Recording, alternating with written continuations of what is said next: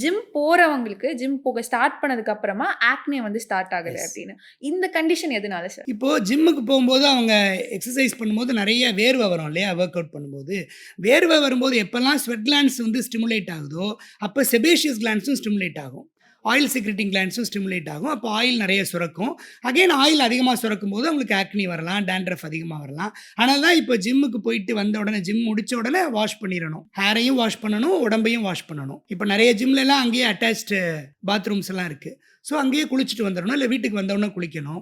அந்த ஜிம்முக்கு போயிட்டு வாஷ் பண்ணாம இருந்தா தான், அந்த ஆக்னி வந்து ஒரு பிரச்சனையா, ஒரு டிசீஸா மாறும். இன்னொரு முக்கியமான விஷயம் இந்த இடத்துல சொல்லணும். நீங்க கேட்ட கேள்வியும் அருமையான கேள்வி. இந்த ஜிம்முக்கு போறவங்களுக்கு ஏன் இந்த மாரி ஆக்னி வருது அப்படின்னா, இன்னொரு பெரிய ஃப்ராடு உலகளவுல நடக்குது.